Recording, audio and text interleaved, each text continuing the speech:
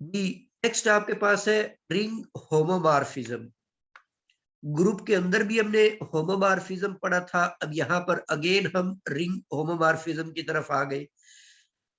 जो ग्रुप के अंदर होमोमॉर्फिज्म था वो ये था कि वो एक ऐसी मैपिंग होती है जो ऑपरेशन को प्रिजर्व करती है।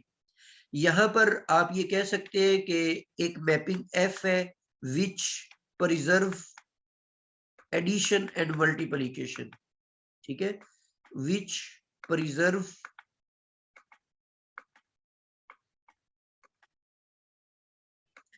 Addition and multiplication.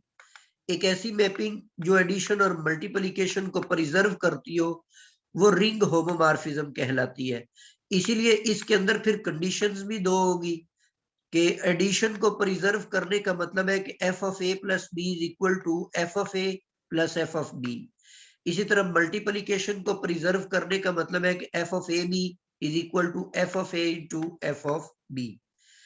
तो जो जो मैपिंग भी इन दोनों कंडीशंस को सेटिस्फाई करे हम उसको रिंग होमोमॉर्फिज्म का नाम देंगे। Further, a homomorphism from a ring R into a ring R prime is called epimorphism if it is on to। अगर वो फंक्शन जो है वो on to भी होगा तो हम उसको एपीमॉर्फिज्म का नाम देंगे, और अगर वो फंक्शन 1 1 होगा तो उस सूरत में हम उसको मोनोमॉर्फिज्म का नाम देंगे। और अगर वो फंक्शन जो है वो बाइजेक्टिव होगा, मतलब 1 1 भी होगा और ऑन टू भी होगा, तो हम उसको आइसोमॉर्फिज्म का नाम देंगे। और वो जो दोनों रिंग्स हैं वो एक दूसरे के आइसोमॉर्फिक कहलाएंगे, और हम उसको इस तरीके से लिखेंगे कि R is isomorphic to R prime. जी, कर्नल ऑफ होमोमॉर्फिज्म क्या होता है? Let F be a mapping a homomorphism from R to R prime. ये आपके पास एक होमोमॉर्फिज्म है। then the kernel of f is the set of all elements a of r which mapped on 0 of r prime, मतलब 0 element of r prime is called kernel of homomorphism।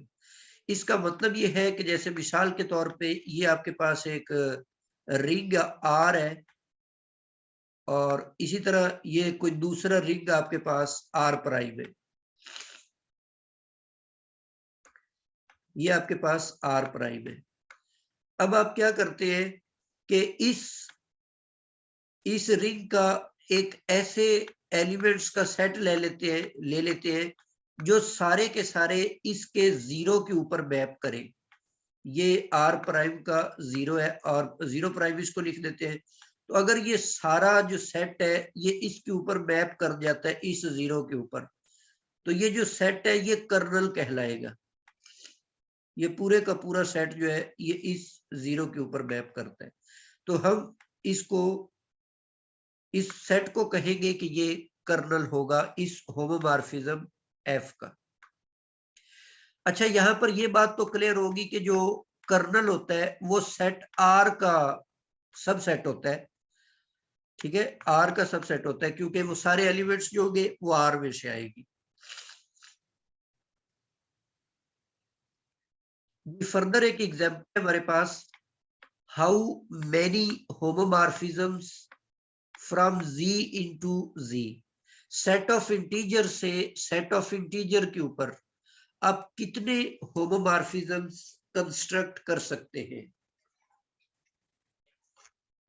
जी, इसके लिए हम ये जो होमोमॉर्फिज्म की conditions है उनको check कर लेते हैं।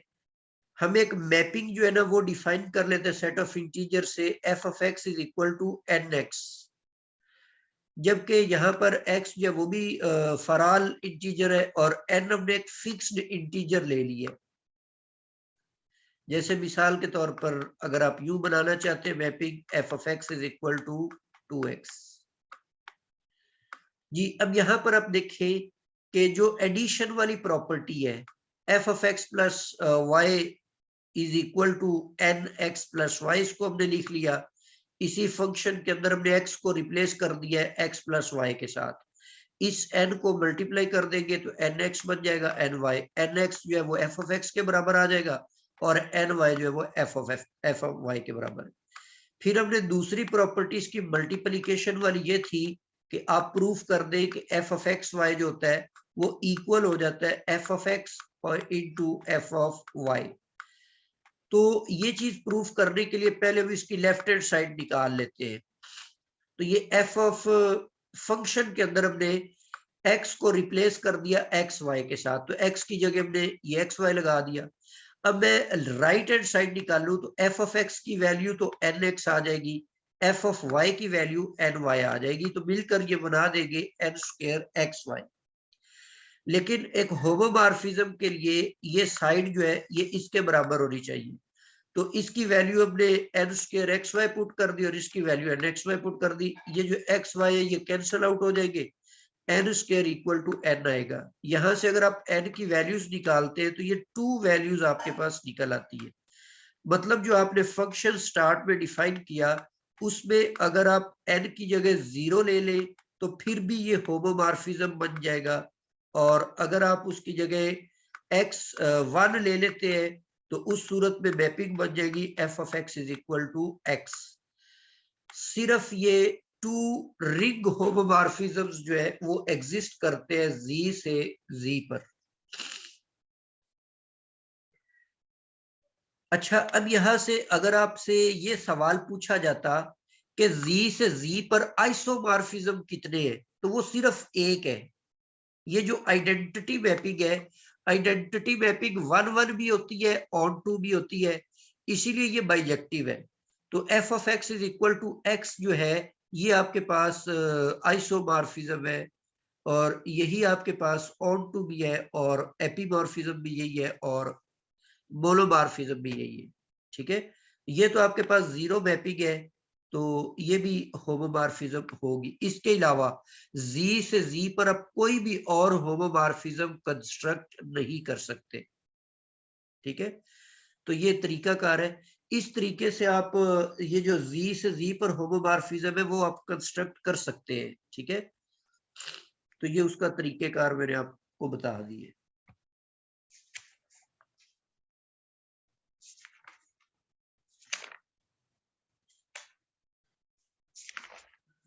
जी, फर्दर आपके पास होमोमॉर्फिज्म की कुछ प्रॉपर्टीज है।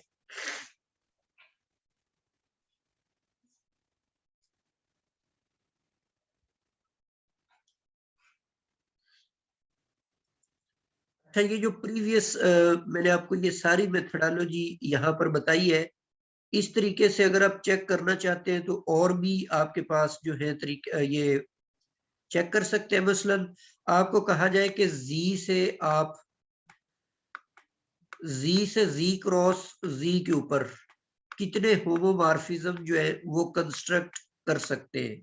ठीक है, तो अब जी से जी क्रॉस जी के ऊपर होमोमॉर्फिज्म बनाने के लिए आप एक मैपिंग डिफाइन कर लें, और वो मैपिंग इस तरह की हो कि यहाँ पर आप एक एक्स कोई वेरिएबल लें और इसका रिजल्ट जो है वो आप, चूंकि आगे आपके पास क्रॉस प्रोडक्ट है, कार्टेशियन प्रोडक्ट है, तो उसमें ऑर्डर पेयर्स होते हैं, तो ये हम इस तरह की एक मैपिंग डिफाइन कर लेते हैं।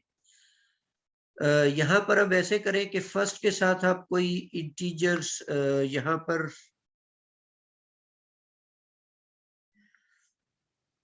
जी ये मैपिंग डिफाइन कर रहे हैं जी से जी क्रॉस जी के ऊपर। तो ये मैपिंग में इस तरह की डिफाइन कर लेता हूं कि F of X is equal to एक फिक्स्ड इंटीजर्स हम ले लेते हैं एम एक्स और एन एक्स, ऑर्डर पेयर्स बन जाएंगे। अब आप इस पर वही दो डेफिनेशन जो हमने ये इस एग्जांपल पे लगाई हुई है इनको चेक कर लें, तो आई थिंक फर्स्ट जो एडिशन वाली है वो तो सेटिस्फाई हो जाएगी जैसे इस केस में हुई है।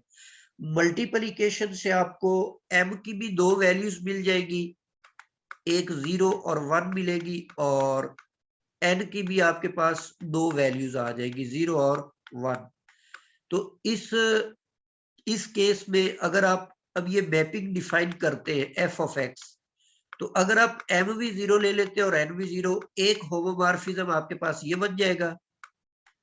और इसी तरह अगर आप एक्स एम को 0 ले लेते हैं और एन को आप 1 ले लेते हैं तो वो आपके पास 0x बन जाएगा, एक होमोमॉर्फिज्म ये बन जाएगा। तो इसी तरह अगर आप m को 1 ले लेते हैं, सेकंड को 0 ले लेते हैं तो एक होमोमॉर्फिज्म आपके पास बन जाएगा x और 0। अगर आप दोनों को 1 1 लेंगे उस सूरत में आपके पास होमोमॉर्फिज्म बन जाएगा x और x। ये जो डायगोनल एंट्रीज का ले सकते हैं आप। तो इसका मतलब है z से z क्रॉस z के ऊपर आप टोटल 4 होमोमॉर्फिज्म जो है वो कंस्ट्रक्ट कर सकते हैं, ठीक है। और अगर आपको ये कहा जाए कि आप z से z क्रॉस z से z पर कितने होमोमॉर्फिज्म बना सकते हैं, तो अब इसको आप थोड़ा सा ट्राई कर लीजिएगा इसी तरीके से। तो ये आपके पास टोटल 3 बनेगी, इसमें टोटल 3 बनेंगे, तरीकाकार यही है। और जो मैपिंग हम इसमें डिफाइन करेंगे वो मैपिंग में आपको डिफाइन करके दे देता हूं कि जैसे इसके अंदर अब आप ऑर्डर पेयर्स लेंगे z क्रॉस z से एक्स वाई और इसको आप डिफाइन कर लें, इनको मल्टीप्लाई करके एक इंटीजर बना के। तो ये मैपिंग डिफाइन करके अब x और y की वैल्यूज मालूम कर ले कि x और y की किन वैल्यूज पर। अब इसके अंदर आई थिंक ये देख ले कौन सी प्रॉपर्टीज, अगर आई थिंक ये एडिशन वाली तो फुलफिल हो जाएगी, आगे आप उसको देख ले मल्टीप्लिकेशन वाली होती है, ये जो भी एक फुलफिल हो जाएगी दूसरी जो प्रॉपर्टी उससे आप वो कंडीशन बना लेंगे और उससे होमोमॉर्फिज्म की तादाद निकल आएगी। नेक्स्ट आपके पास है रिंग होमोमॉर्फिज्म। इसके कुछ रिजल्ट्स हैं रिंग होमोमॉर्फिज्म के, late F be a ring homomorphism from a ring R to R prime। तो इसमें पहली प्रॉपर्टी ये है कि हमेशा एडिटिव आइडेंटिटी जो है वो एडिटिव आइडेंटिटी के ऊपर ही मैप करेगी। अगर ये आपके पास सपोज कर ले कि एक R से R प्राइम के ऊपर आपने एक रिंग होमोमॉर्फिज्म डिफाइन किया हुआ है, तो इसकी जो एडिटिव आइडेंटिटी है 0 और इसकी जो एडिटिव आइडेंटिटी है 0 प्राइम कर ले इसको, तो इसका जो 0 है वो इस रिंग के 0 के ऊपर ही मैप करेगा अंडर होमोमॉर्फिज्म, ठीक है। इसी तरह सेकंड प्रॉपर्टी ये है कि जब आप किसी नेगेटिव के ऊपर इसको अप्लाई करेंगे, -a पर इसको अप्लाई कर देंगे तो ये आपके पास -f ऑफ a के बराबर ही आ जाएगा, ठीक है। इजी से इनके प्रूफ है। इसी तरह आप f ऑफ n a लेते हैं, मतलब इसको आप यूं लिख लें कि n टाइम्स a का मतलब होता है कि a को आप n टाइम्स ऐड कर रहे हैं, a प्लस, ठीक है। इस तरह से आप इसको ऐड करते चले जा रहे हैं। तो अब अगर फर्स्ट प्रॉपर्टी एडिशन वाली आप यूज कर लेते हैं तो वो बन जाएगा तमाम का आप इमेज जो है वो अलग अलग कर ले फर्स्ट प्रॉपर्टी को यूज करते हुए f of a plus f of a, ठीक है। इसी तरह ये करते जाए इसको, तो ये इसको फर्दर एडिशन के बाद आप लिख सकेंगे। अगर ये n टाइम्स a लिखा हुआ है तो इसको आप यूं लिख ले f(n)a और ये जो ऐड होने वाले f ऑफ a ये कितने, ये भी n है तो इसको n(f ऑफ a) लिख लें आप, ठीक है। तो ये होमोमॉर्फिज्म में ये कंडीशन होल्ड करती है। इसी तरह जो फोर्थ प्रॉपर्टी है ये आपने मल्टीप्लिकेशन से बना ली है कि अगर a आपके पास मल्टीप्लाई हो रहा है n टाइम्स, तो n टाइम्स मल्टीप्लाई होने का मतलब आप उसका होमोमॉर्फिज्म होने की वजह से इमेज जो है वो प्रिजर्व करते हैं मल्टीप्लिकेशन को, तो ये आप इनको सेपरेट कर सकते हैं f of a up to so on. तो ये अब फर्स्ट जो a है वो n टाइम्स अगर मल्टीप्लाई हो रहे हैं तो उनको आप लिख सकते हैं a raise to power n, और ये f ऑफ a मल्टीप्लाई हो रहे हैं तो इन तमाम को आप लिख सकते हैं f of a raise to power n, ऐसे इनको लिखा जा सकता है। तो रिंग होमोमॉर्फिज्म के अंदर ये दोनों चीजें जो है वो होल्ड करती है। अच्छा, फिफ्थ प्रॉपर्टी आपके पास है कि इफ ये जो होमोमॉर्फिज्म है ये 1 1 होगा if and only if kernel of phi is equal to 0। अच्छा, यहाँ पर जब हम आगे चलकर आइसोमॉर्फिज्म प्रूफ करेंगे, तो जब हम उसको प्रूफ करना चाहते हैं कि वो आइसोमॉर्फिज्म नहीं है, उसके लिए ये भी एक कंडीशन हो जाएगी कि हम उसके कर्नल को प्रूफ कर दिया करेंगे कि वो जीरो के अलावा अपने अंदर कुछ और एलिमेंट्स भी कंटेन करता है।